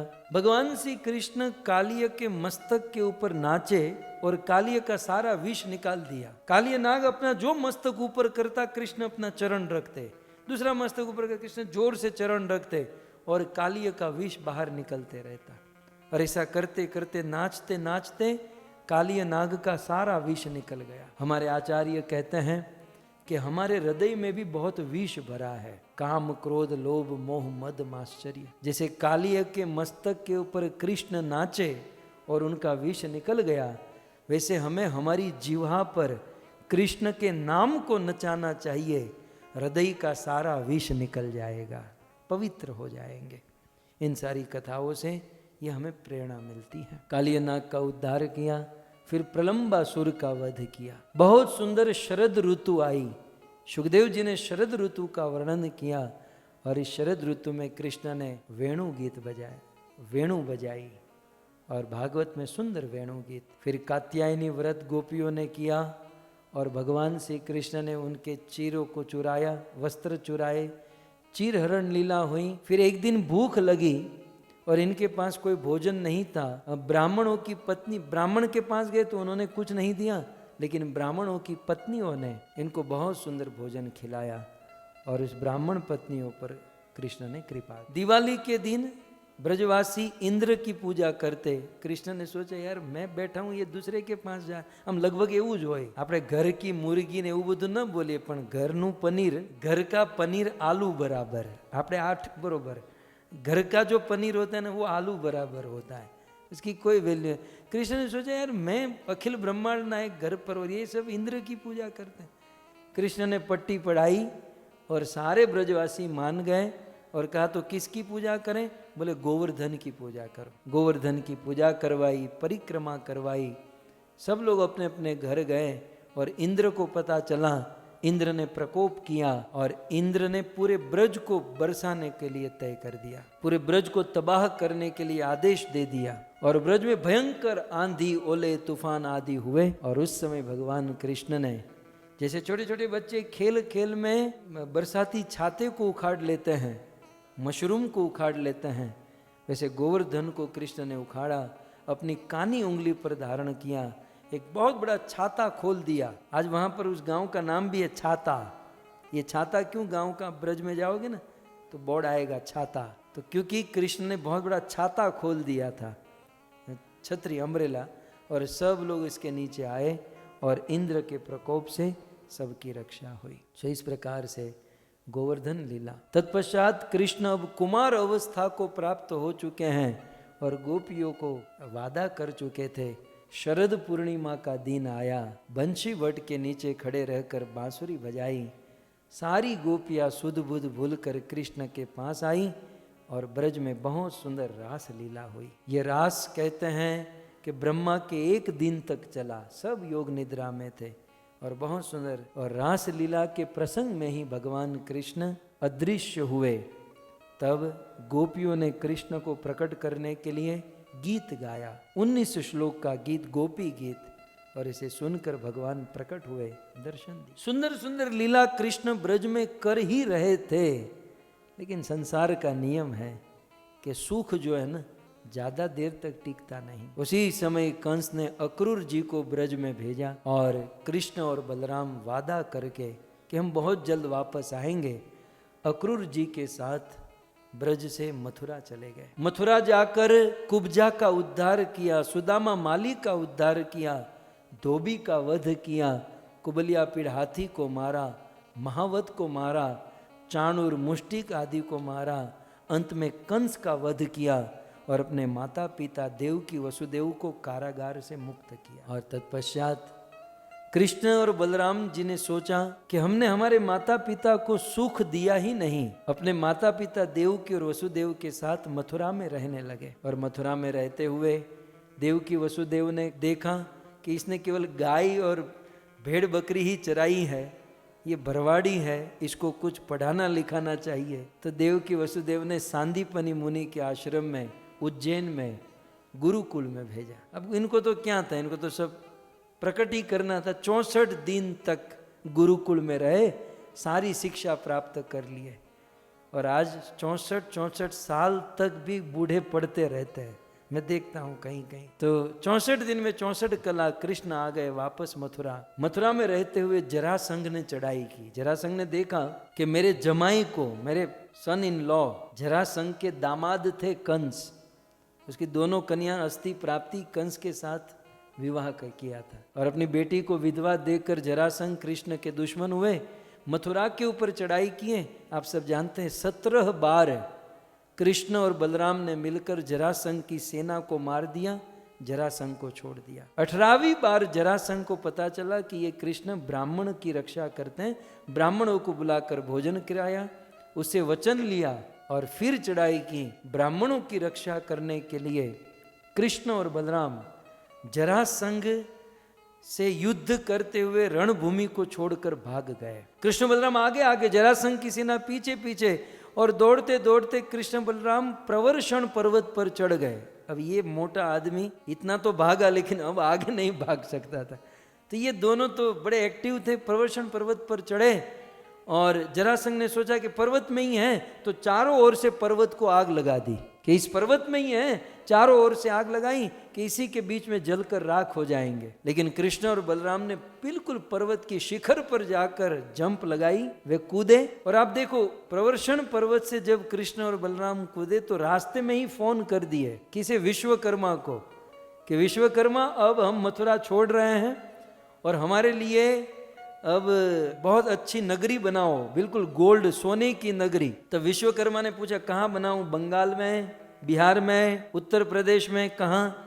कृष्ण ने कहा गुजरात में बनाओ। कृष्ण ने स्पेशली कहा सौराष्ट्र में होना चाहिए। तो सौराष्ट्र गुजरात में समुद्र के बीच में बहुत सुंदर द्वारिका नगरी का निर्माण कर दिया। पर्वत से कूदे, तब तक तो द्वारिका निर्माण हो चुकी थी, कृष्ण और बलराम द्वारिका। और मथुरा में जितने भी लोग थे ना, वो सुबह उठकर देखे तो देखे कि हम लोग द्वारिका में पहुंच गए। आप कहोगे किसी ने हल्ला नहीं किया? हल्ला नहीं किया, क्योंकि जो लोग जिस टाइप के घर में रहते थे वैसा ही घर द्वारिका में था। फर्क इतना था कि दीवारें वहां कंक्रीट की थी और यहाँ सोने की बनी हुई थी। तो कोई भूल में भी बोलेगा? अब रातों रात ये कंक्रीट की दीवार सोने की हो जाए तो कोई एक्सक्यूज करेगा? क्यों मौत को निमंत्रण देगा कि भाई सोने का घर, हमारा वो मिट्टी वाला घर चला गया।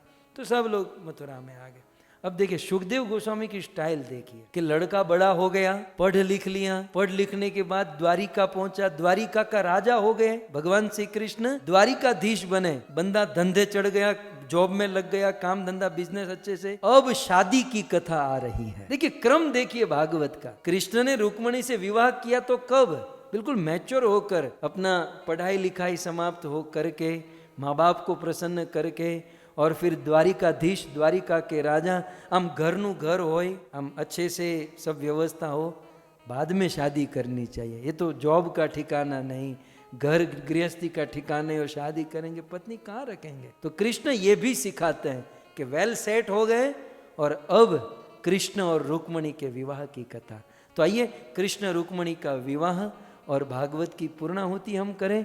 अब द्वारिकाधीश हो चुके हैं, कृष्ण द्वारिका में हैं, और दूसरी ओर भारत में महाराष्ट्र में विदर्भ देश, और विदर्भ देश के राजा थे जिसका नाम था भीष्मक। और महाराज भीष्मक की एक कन्या थी जिसका नाम था रुक्मणी। रुक्मणी बहुत सुंदर, जिनका रूप था, गुणवान थी, सुशील थी। जब 16 साल की हुई तब उनके पिता ने पूछा कि बेटा अब तुम्हारा विवाह कराना है तो तुम्हारी कोई पर्सनल चॉइस हो तो बता दीजिए। पहले के जमाने में आज की तरह नहीं होता था। पहले के जमाने में हमारे बुजुर्ग, हमारे वडील लड़की लड़के का विवाह तय कर देते थे, और फिर शादी करके जब घर पर आते थे और जब घूंघट उठाते थे तब पता चलता था कि बस ये है, इसके साथ पूरा जीवन बिताना है। पहले के जमाने में ऐसा था कि शादी के दिन पता चलता था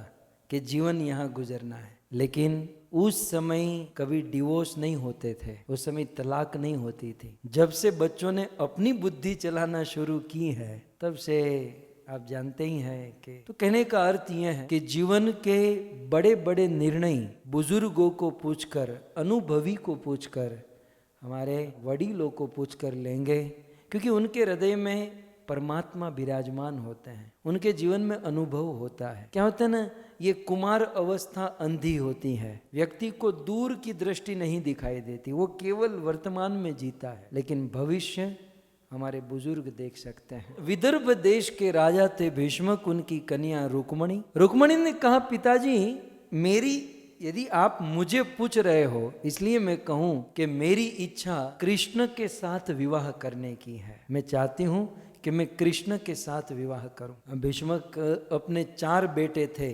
रुक्मणी के 4 भाई थे, उन चारों को बुलाया। उनमें सबसे ज्येष्ठ बड़ा था रुक्मी। सबने कहा, रुक्मी ने भी कहा कि भाई हमारी बहन चाहती है कृष्ण से विवाह करना, तो अच्छी बात है, हम करा देंगे। अब कृष्ण से विवाह करने का प्लानिंग चल ही रहा था। दूसरी ओर रुक्मणी के बड़े भाई रुक्मी का एक मित्र था, और वो था जरासंघ। और जैसे तैसे दोनों मित्र हो चुके थे।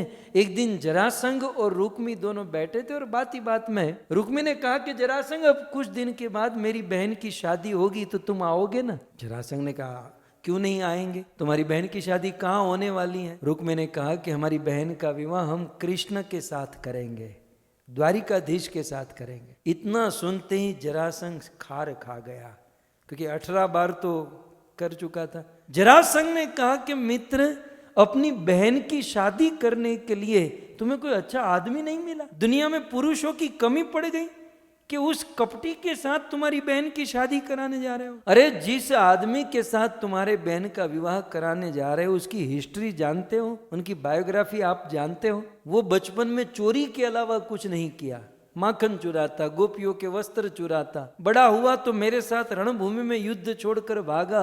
अरे वो तो कायर है, वो तो भगेड़ू है, कृष्ण के साथ विवाह मत कराना। तब रुक्मी ने पूछा, अच्छा तो फिर जरासंघ तुम्हारी नजर में कोई अच्छा लड़का है जो मेरी बहन के लायक? बोले हाँ है, बहुत गुणवान, सुंदर, सुशील। बोले कौन? बोले शिशुपाल। मेरी नजर में शिशुपाल है जो तुम्हारी बहन के साथ विवाह कर सके। बोले तो ठीक है, पक्का शिशुपाल के साथ विवाह तय करो, और आज से चौथे दिन में हम रुक्मणी का विवाह शिशुपाल के साथ करा देंगे। और यहाँ रुक्मी बड़े भाई थे, चलता था घर पर, आदेश दे दिया कि विवाह कृष्ण के साथ नहीं होगा, विवाह शिशुपाल के साथ होगा, और चौथे दिन विवाह संपन्न होगा। अब धीरे धीरे विवाह का समय निकट आया, मंगल गीत गाने लगे, हाथ में मेहंदी की रस्म होने लगी, और सब कुछ जैसे आप सब जानते हैं। लेकिन रुक्मणी की तनिक भी इच्छा नहीं थी कि वे शिशुपाल के साथ विवाह करें। अब केवल एक दिन बचा, कल सुबह शिशुपाल के साथ रुक्मणी का विवाह है। शिशुपाल की बारात रुक्मणी के पास आने वाली है, और उसके पिछले दिन रात को रुक्मणी से रहा नहीं गया, और रुक्मणी ने एक पत्र लिखा। इस भूमंडल का, इस ब्रह्मांड का प्रथम प्रेम पत्र एक कन्या ने भगवान श्री कृष्ण को लिखा। उस पत्र में 7 श्लोक, बहुत सुंदर रुक्मणी ने वह पत्र लिखा, और एक ब्राह्मण के हाथ में वह पत्र दिया, विश्वासु ब्राह्मण के हाथों में, और कहा कि देखो कहीं रुकना मत, जल्द से जल्द कृष्ण के पास पहुंचो। वह ब्राह्मण कहीं भी रुके बिना भगवान श्री कृष्ण के पास द्वारिका पहुंचे। कृष्ण ने उस ब्राह्मण का स्वागत किया। अब देखो बहुत सुंदर, ये कथा तो 7 दिन होती है, लेकिन मैं कुछ कुछ पॉइंट आपको बताऊं। ये ब्राह्मण को जब रुक्मणी ने पत्र दिया ना, ब्राह्मण कन्विंस नहीं था, विश्वासु था लेकिन कन्विंस नहीं था। ब्राह्मण सोचा कि चलो ये बेचारी लड़की बोल रही है तो ये मैसेज में द्वारिकाधीश को पहुंचा दूं, लेकिन काम गलत कर रही है। ध्यान से सुनिएगा, वो ब्राह्मण के मन में क्या था कि रुक्मणी काम गलत कर रही है, उसे ऐसा नहीं करना चाहिए, ये प्रेम पत्र लिखकर कृष्ण को, ये ठीक नहीं है। ब्राह्मण के मन में वो कन्विंस नहीं थे, लेकिन द्वारिकाधीश तो द्वारिकाधीश है। जैसे ही ब्राह्मण आए, भागवत के अनेकों श्लोक में वर्णन है, सबसे पहले कृष्ण ने प्रणाम किया। उस ब्राह्मण को सुंदर वचन कहे कि आज तो मैं धन्य हो गया, मेरे घर पर अतिथि आए, मेरे घर पर ब्राह्मण आए। ब्राह्मण को सुंदर आसन पर बिठाया, उस ब्राह्मण के चरण धोए, ब्राह्मण को सुंदर भोजन कराया, हार माला पूजा आरती सब कुछ की। और ये सब कुछ करने के बाद कृष्ण के वचन, यूं तो आप संतुष्ट ब्राह्मण हो, आपको किसी भी प्रकार की कामना नहीं दिखाई देती, लेकिन फिर भी आप इतनी रात को यहाँ पर आए हो, तो मेरे लायक कोई सेवा हो तो बताओ। जब ये इस प्रकार से कृष्ण का आचरण देखा ना, वो ब्राह्मण के मन में लड्डू फूटने लगे कि भाई लड़की ने चुना तो परफेक्ट है? लड़की ने जिसे चुना है बिल्कुल परफेक्ट चुना।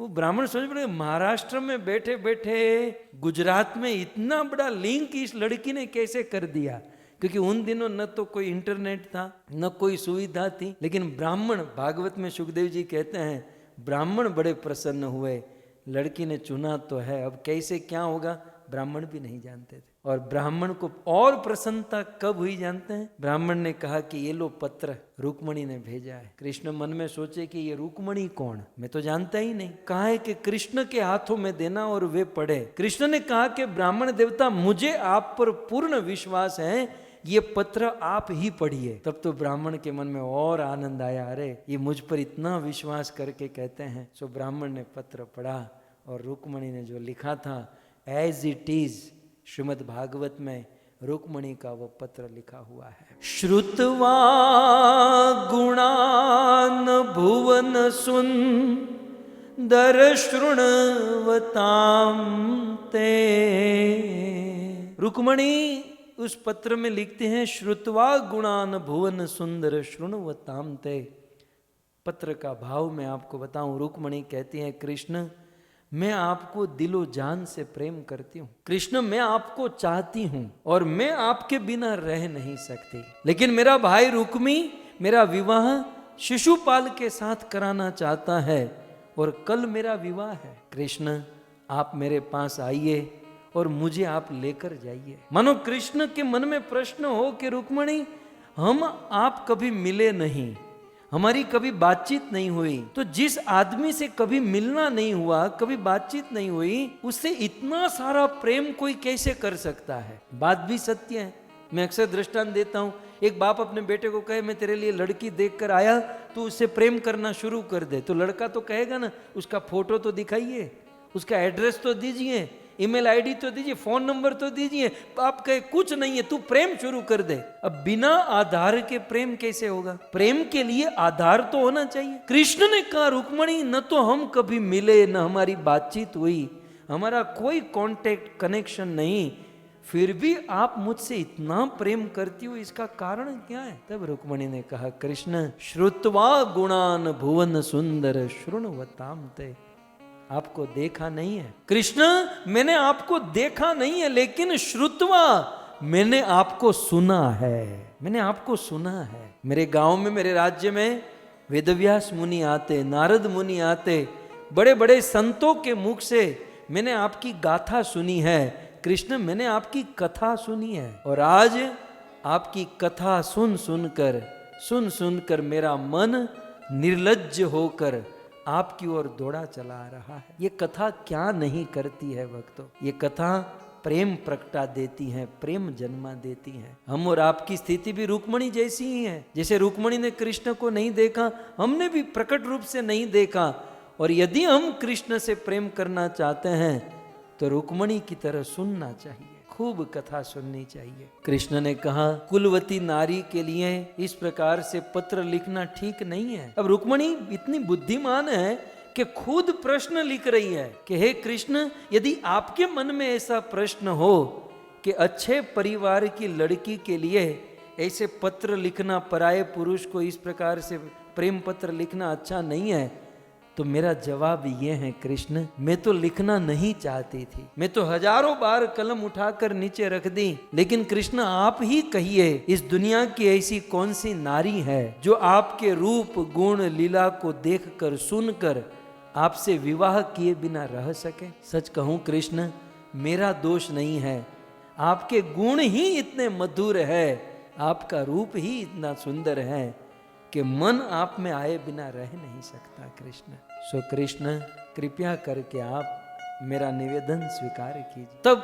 तब और एक प्रश्न, मानो कृष्ण पूछे, रुक्मणी ने ही लिखा है कि मानो कृष्ण आपके मन में हो कि मैंने आपके अंदर ऐसा क्या देख लिया, मैंने आपके अंदर ऐसा क्या देख लिया कि मैं आपसे शादी करना चाहती हूँ। रुक्मणी ने 5 वस्तु गिनाई और उन 5 वस्तु में सबसे पहले रुक्मणी ने कहा कि कृष्ण आपका कुल कैसा है, आप किस घराने के हो, किस परिवार से आपका जन्म हुआ। शादी करने से पहले ये सब देखिएगा।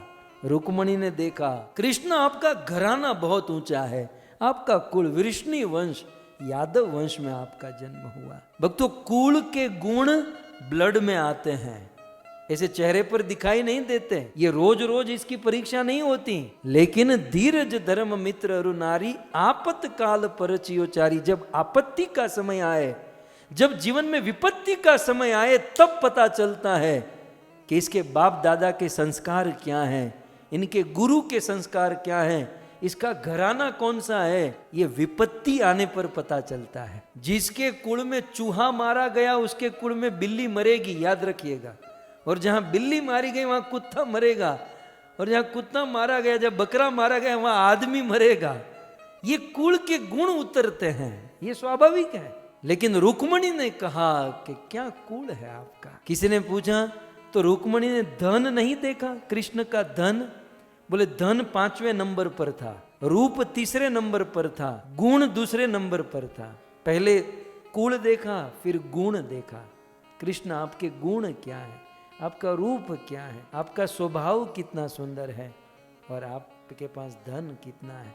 सो इस प्रकार और कहा कि कृष्ण कल ही मेरा विवाह है, और कल शिशुपाल लग्न मंडप में मेरे से विवाह करेगा। कृष्ण, हमारे वहां ऐसी प्रथा है कि जब कोई कन्या विवाह करने जाती है तो पहले पार्वती, शिव पार्वती के मंदिर में पूजा करती हैं, दर्शन करती हैं, और फिर लग्न मंडप में जाती हैं। तो कृष्ण, मैं निवेदन करती हूँ, जब मैं पार्वती का दर्शन करके सीढ़ी से उतरूंगी, वहां आप आइएगा और मुझे लेकर जाना। लेकिन याद रहे कृष्ण, उस समय मेरा भाई रुक्मी अपनी पूरी सेना को लेकर खड़ा होगा, शिशुपाल, मगध नरेश, पूरी बिल्कुल हाई सिक्योरिटी वहां पर होगी।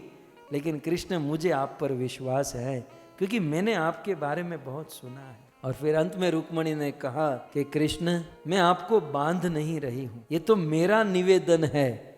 अब देखो, एक आपने कभी सोचा कि कृष्ण का विवाह हुआ रुक्मणी के साथ, लेकिन पूजे जाती हैं श्रीमती राधा रानी, क्यों? कथा हम सुन रहे हैं ना। कृष्ण का विवाह हुआ रुक्मणी के साथ, लेकिन संसार में करोड़ों मंदिरों में पूजा होती है कृष्ण और राधा की, क्यों? क्योंकि रुक्मणी ने कृष्ण के साथ विवाह करके कृष्ण को बंधन में डाला। राधा ने उतना ही प्यार किया, लेकिन कृष्ण को बंधन में नहीं डाला। जो अपने प्रिय को, जो अपने पति को बंधन में डाले, वो पूर्ण प्रेम नहीं माना जाता। आपको 8 बजे घर पर आना ही है, ये प्रेम नहीं है, ये बंधन है। बंधन में प्रेम नहीं होता, प्रेम स्वतंत्रता में होता है। तो रुक्मणी यहां पर कह रही है, प्रभु मैं आपको बांध नहीं रही, मैंने तो मेरा निवेदन किया, अब स्वतंत्रता आपके हाथ में है। आप यदि चाहो तो मुझे लेकर जाओ, और न चाहो तो कोई, मैं आपको क्या कह, कौन होती हूं कहने वाली। मैं क्या करूंगी, मैं तपस्या करूंगी,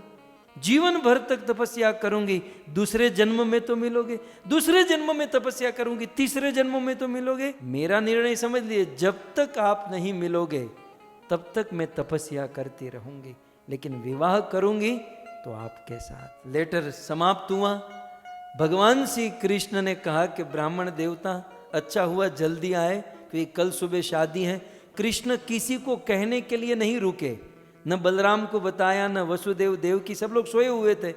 कृष्ण ने तुरंत अपना रथ निकाला, और भगवान श्री कृष्ण उस ब्राह्मण को रथ पर बिठाए और कहने लगे, मुझे केवल रास्ता दिखाओ।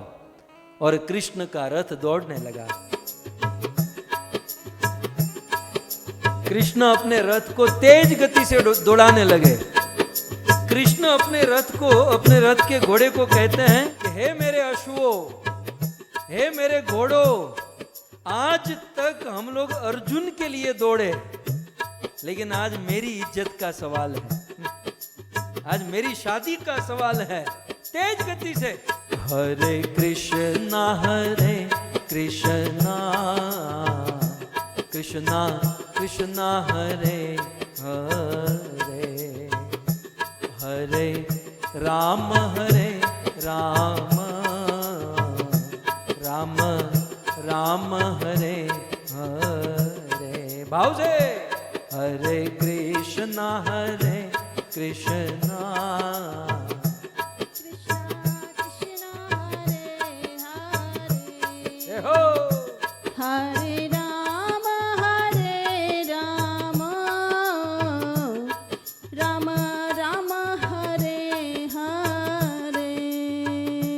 देखिए, आपकी शादियों में तो हमने बहुत गाने गाए थे, आपकी शादियों में तो गाने गवा गवा कर गला सुखवा दिया था लोगों का।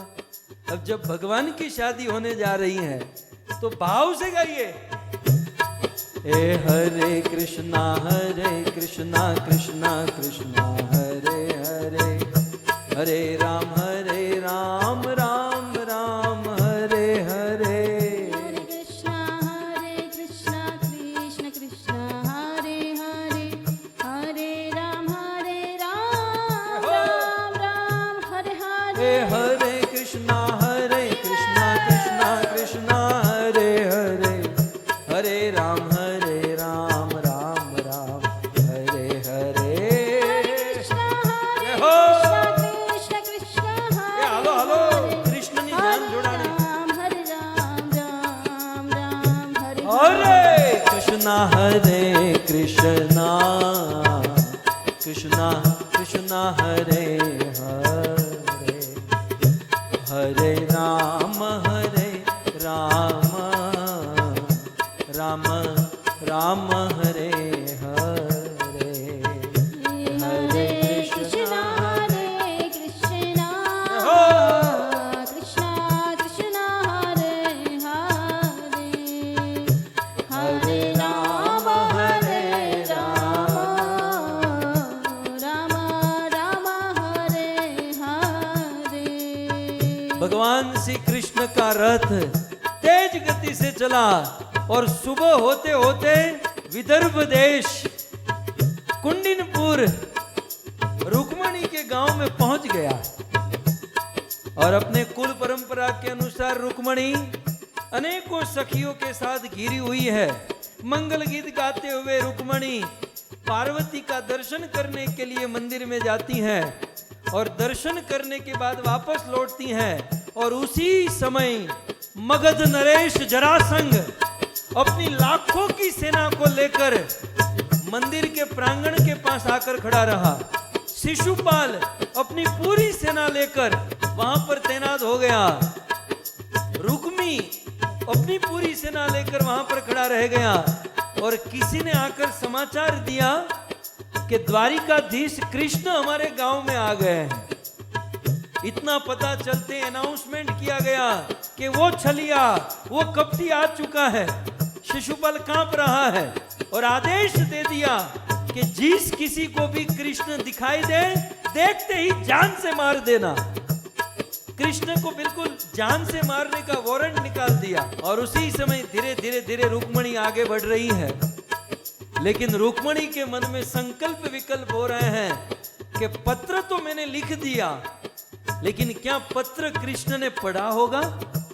क्या पत्र पढ़कर कृष्ण मुझे लेने के लिए आएंगे? रुक्मणी के मन में अनेकों संकल्प विकल्प। रुक्मणी मन में सोच रही है क्या होगा क्या होगा। रुक्मणी को एक एक कदम एक एक कल्प के समान लग रहे हैं। और चलते चलते चलते रुक्मणी वहां पर आई। जैसे ही सीढ़ी के पास पहुंची और उसी समय भगवान श्री कृष्ण ने अपने रथ के घोड़ों को दबाया। सालों तेज गति से दौड़ो। हरे कृष्णा कृष्णा कृष्णा हरे हरे, हरे राम राम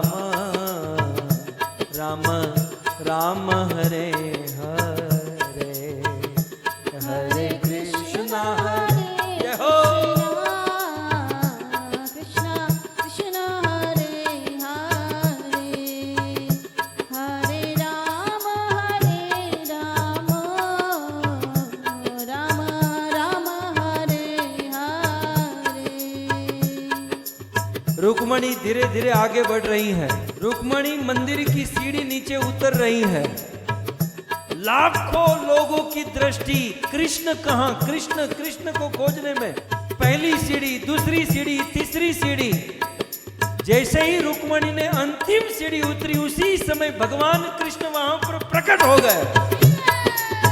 सुखदेव गोस्वामी कहते हैं कि कृष्ण जैसे ही प्रकट हुए मानो बिजली चल गई और बिजली के समान कृष्ण आए। सबकी आंखें बंद हो गई। कौन आया, कहां से आया, कैसे आया? भगवान कृष्ण रुक्मणी को अपना हाथ दिए, रुक्मणी ने अपना हाथ कृष्ण को दिया, कृष्ण ने रुक्मणी को ऊपर खींचा, रथ पर बिठाया। सुखदेव गोस्वामी कहते हैं कि जैसे वनराज केसरी सिंह हजारों सियारों के बीच में से अपने भोजन के भाग को लेकर निकल जाता है और सारे सियार हाउ हाउ करते चिल्लाते रहते हैं, वैसे सब लोग चिल्लाने लगे, कौन आया, कौन लेके गया, कौन? तेरा बाप द्वारिकाधीश लेकर गया।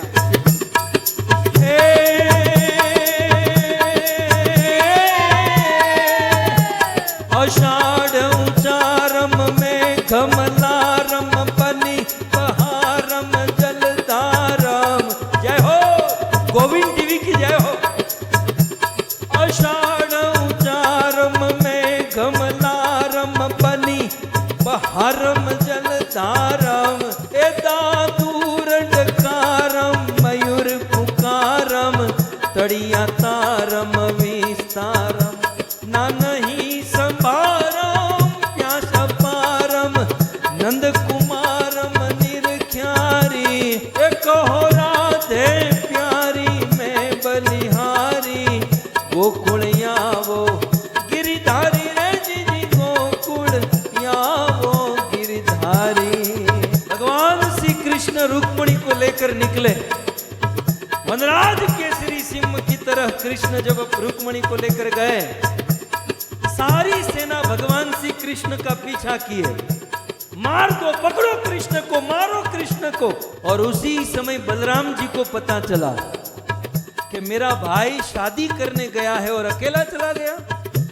बलराम जी आए और सब लोग कृष्ण का पीछा कर रहे थे, बलराम जी बीच में आए। कृष्ण को मारोगे, पहले बलराम के साथ युद्ध करो। बलराम जी अपना मूसल और हल लेकर खड़े रह गए और घमासान युद्ध कर। सर पर सधर यमर कर अनुसार कर पार पार धर मेल करे। कर सर पर सधर कर अनुसार कर पार पार धर मेल करे। हरिहर सुर यवर यपर यतियन कर नटवर मन हर भैर बने। मन हर मटक लटक ताटन कट मुकट शिर सवरन में। गण रण पट परण परण पद घूंगर रंग भर सुंदर श्याम मेरे जी रंग भर सुंदर श्याम। बलराम जी के साथ घमासान युद्ध हुआ। मेरे भाई को मारोगे, मेरे भाई की पहली शादी में विघ्न दोगे। बलराम जी पूर्ण आक्रोश में चमक चमकता तुर डव टमकत बहकत मोर मलाल गिरा। आमा શું થયું તમને કહું? पिछले जन्म में बलराम लक्ष्मण थे। पिछले जन्म में बलराम जी लक्ष्मण थे और कृष्ण राम थे।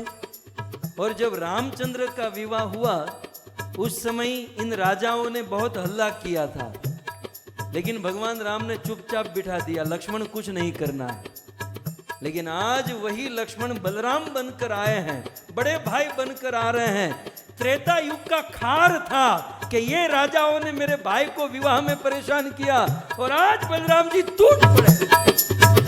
चमक चमकता दूर दाव टमकत बहकत मोर मलाल गिरा। तब पियू पियू शब्द पुकारत चातक पियू पियू कोकिल कंठ गिरा। तब गड़ड़ गड़ड़ नभ होत गड़ाका गणन गणन गिरिवर शिखर ध्रुजे। गणरण पट परण परण पद घूंगर रंग भर सुंदर श्याम मेरे जी रंग भर सुंदर श्याम मेरे जी रंग भर सुंदर श्याम। इस प्रकार से घमासान युद्ध हुआ और भगवान श्री कृष्ण रुक्मणी को लेकर द्वारिका आए। और द्वारिका आकर मंगल विवाह किए और सभी देवता जय जयकार करने लगे। बोले श्री कृष्णचंद्र भगवान की, द्वारिकाधीश की। कंकु छाटी कंको तरील खजो, हे केसर छाटी कंको तरी लखजो। ये मैं इसलिए गा रहा हूँ क्योंकि बेचारे कृष्ण को ये टाइम नहीं मिला था कंकु छाट के कंकोत्री भेजने का और केसर छाट कर फिर सबको कंकोत्री। यहाँ तो सिंह की तरह हरियन घेर न होय, जना फળિયામાં कुंजर फरे, એને વનની વાતો ન હોય, કેહરી बच्चाने कागड़ा। सिंह की तरह भगवान कृष्ण ने रुक्मणी का हरण किया। भक्तों, बहुत सुंदर विवाह परिणय हुआ। आप सभी भक्तों के चरणों में यही निवेदन करना चाहता हूं कि यदि आज हम चाहे कि जैसे कृष्ण रुक्मणी के हाथों को पकड़कर अपने द्वारिका लेकर गए, हमारे मृत्यु के समय में भी भगवान कृष्ण आए और हमारे हाथों को पकड़कर अपने धाम वैकुंठ लेकर जाए। यदि हम ऐसा चाहते हैं तो जो रुक्मणी ने किया वो हमें करना चाहिए। क्या किया रुक्मणी ने? श्रुत्वा गुणान भुवन सुंदर शृणुवताम ते। रुक्मणी ने कृष्ण की कथा सुनी थी। हम और आप यदि कृष्ण कथा सुनेंगे, कृष्ण में प्रेम होगा और एक न एक दिन कृष्ण आएंगे और हमें लेकर जाएंगे। ठीक इसी प्रकार अनेकों प्रसंग सुनाते सुनाते भागीरथी के तट पर 7 दिन बीते और 7वें दिन जब सुखदेव गोस्वामी ने कथा की पूर्णाहुति की, कथा समाप्त करके सुखदेव चले गए, भगवान के पार्षद आए और महाराज परीक्षित को अपने विमान में बिठाकर भगवान के धाम में लेकर गए। कथा सुनकर परीक्षित भगवान को प्राप्त हुए। तक्षक नाग आया, ब्राह्मण का श्राप था, लेकिन परीक्षित के शरीर को डंक मारा। परीक्षित तो भगवान को पा चुके थे, परीक्षित तो पहुंच चुके थे वैकुंठ, ये तो तक्षक शरीर के पास आया। आज जोशी परिवार के द्वारा आयोजित इस भागवत कथा का अंतिम दिन, पूर्णाहुति का समय है। मैं जोशी परिवार के समस्त पितरों को याद करूं। जोशी परिवार के प्रिय ऐसे छगनलाल भाई, हमारे जया माता जी, जिनके पुत्र सुपुत्र इन पूरे समाज ने मिलकर आज इस कथा का आयोजन किया। जैसे भगवान ने रुक्मणी को पाया, जैसे भगवान ने परीक्षित का उद्धार किया, वैसे निश्चित जोशी परिवार के पूर्वज पितरों का उद्धार भगवान करें, ऐसा विश्वास और ऐसी आशा के साथ हम पूर्णाहुति की ओर आगे बढ़े। मैं धन्यवाद देना चाहता हूँ ये समग्र परिवार को, विशेष रूप से हमारी अनसुया माता और गजेंद्र प्रभु को, जो हमारे निकटतम संपर्क में रहकर हमें इस भागवत कथा करने हेतु प्रोत्साहन दिए। ऐसे माता जी, ये पूरा परिवार कथा सुनता ही है, ये सब कथा सुनते ही आए हैं। विशेष रूप से उन्होंने सहयोग देकर ये सुंदर कथा का आयोजन किया। मैं भगवान से यही प्रार्थना करूं कि माता जी आपकी, आपके पूरे परिवार की, पूरे समग्र जोशी परिवार की भगवान मनोकामना पूर्ण करें, सारी इच्छा पूर्ण करें। देखिए, कलयुगी बुद्धि है और हम सब समय के प्रवाह में बंधे हुए हैं। कहीं कथा के दौरान कोई त्रुटि रह गई हो, कोई कमी रह गई हो, कोई उचित शब्द का प्रयोग उचित समय पर न हो पाया हो, तो आप अपना दास समझकर, पुत्र समझकर क्षमा कर दीजिएगा। परंतु मैं अक्सर कहता आया हूँ कि हमारी कथा में सुनने लायक एक ही वस्तु है कि कथा के बीच बीच में भगवान के नाम आते हैं ना, कथा के बीच बीच में महामंत्र आता है, उतना भी कोई सुन ले तो जीवन धन्य हो जाएगा। बाकी का तो बोनस है, बाकी तो सब एक्स्ट्रा चीज है, भगवान के नाम ही सबसे उत्तम है। बस हम यही प्रार्थना करेंगे। आप सभी भक्त संग में रहिए, एकता में रहिए, भगवान का नाम लीजिए और भागवत सुनिए, भागवत पढ़िए, अपने जीवन को धन्य कीजिए। आप सभी भक्तों ने मुझे बड़ा प्रेम दिया।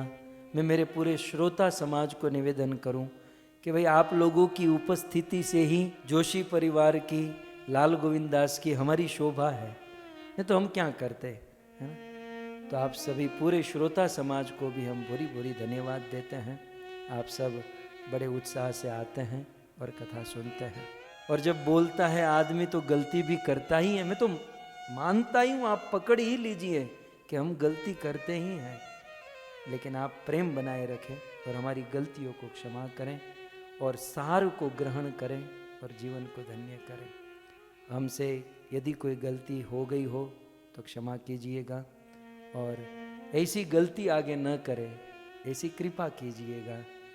आप सभी भक्तों के चरणों में, भगवान के चरणों में प्रेम हो जाए। जैसे रुक्मणी का कैसे प्रेम हुआ, तो वैसा ही हमारा भगवान से प्रेम हो जाए, ऐसी भीख मांगते हैं हम। आपके चरणों में ऐसी कामना करते हैं। ऐसी कामना करते हुए आपका ये दास, देखिए कथा हो गई, प्रसाद लेना बाकी है। मैं गुजरात में भी जाऊंगा और यहाँ भी आऊँगा। इस आशा के साथ हम पुनः मिलेंगे। मैं यहीं पर अपनी वाणी को विराम करता हूँ। तो आइए जय जयकार के साथ हम वाणी को विराम करें। ग्रंथराज श्रीमद् भागवतम महापुराण की, श्री कृष्णचंद्र भगवान की, परम पूज्य राधा गोविंद गोस्वामी महाराज की, जगत गुरु श्रील प्रभुपाद की, निताय गौर प्रेमानंदे। जय जय श्री राधे, जय जय श्री राधे, जय जय